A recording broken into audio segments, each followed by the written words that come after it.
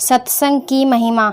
एक बार देवऋषि नारद भगवान विष्णु के पास गए और प्रणाम करते हुए बोले, भगवान मुझे सत्संग की महिमा सुनाइए।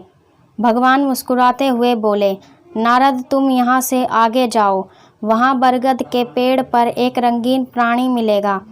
वह सत्संग की महिमा जानता है, वही तुम्हें भी समझाएगा।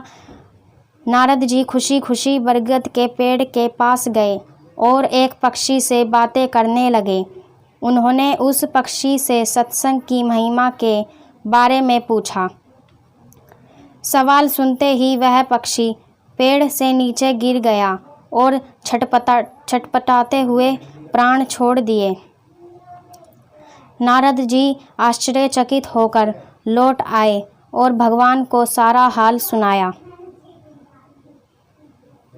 भगवान ने मुस्कुराते हुए कहा, इस बार तुम नगर के उस धनवान के घर जाओ, जो तोता पिंजरा में दिखेगा, उसी से सत्संग की महिमा पूछ लेना। नारद जी क्षण भर में वहां पहुंच गए और तोते से सत्संग का महत्व पूछा।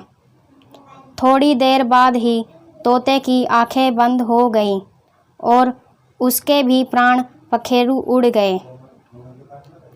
इस बार तो नारद जी भी घबरा गए और दौड़े दौड़े भगवान कृष्ण के पास पहुँचे।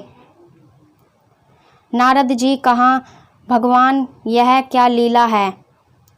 क्या सत्संग का नाम सुनकर मरना ही सत्संग की महिमा है? भगवान हंसते हुए बोले, ये बात भी तुमको जल्द ही समझ आ जाएगी। इस बार तुम नगर के राजा के महल में जाओ और उसके नवजात पुत्र से अपना प्रश्न पूछो। नारद जी तो थर थर काँपने लगे और बोले, अभी तक तो पक्षी ही अपने प्राण छोड़ रहे थे, इस बार अगर वह नवजात राजपुत्र मर गया तो राजा मुझे जिंदा नहीं छोड़ेगा।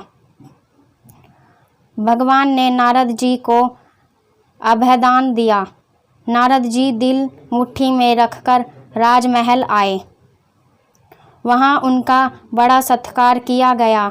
अब तक राजा को कोई संतान नहीं थी, अतः पुत्र के जन्म पर बड़े आनंद उल्लास के साथ उत्सव मनाया जा रहा था। नारद जी ने डरते डरते राजा से पुत्र के बारे में पूछा। नारद जी को राजपुत्र के पास ले जाया गया। पसीने से तर होते हुए मन ही मन श्री हरि का नाम लेते हुए नारद जी ने राजपुत्र से सत्संग की महिमा के बारे में प्रश्न किया तो नवजात शिशु हंस पड़ा और बोला, महाराज, चंदन को अपनी सुगंध और अमृत को अपने अस्तित्व का पता नहीं होता। ऐसे ही आप अपनी महिमा नहीं जानते, इसीलिए मुझसे पूछ रहे हैं। वास्तव में आप ही मेरे क्षण मात्र के संग से मैं पक्षी की योनि से मुक्त हो गया हूँ और आपके ही दर्शन मात्र से तोते की क्षुद्र योनि से मुक्त होकर इस मनुष्य जन्म को पा सका। आपके एकमात्र से ही मेरी कितनी सारी योनियाँ कट गईं और मैं सीधे मानव तन में ही नहीं पहुँचा, अपितु राजपुत्र भी बना। यह सत्संग का ही अद्भुत प्रभाव है। बालक बोला, हे ऋषिवर, अब मुझे आशीर्वाद दे कि मैं मनुष्य जन्म के परम लक्ष्य को पा लूँ।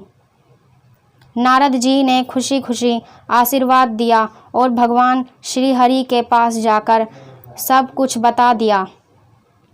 भगवान ने कहा, सचमुच सत्संग की बड़ी महिमा है। संत का यही गौरव या तो संत जानते हैं या उनके सच्चे प्रेमी भक्त।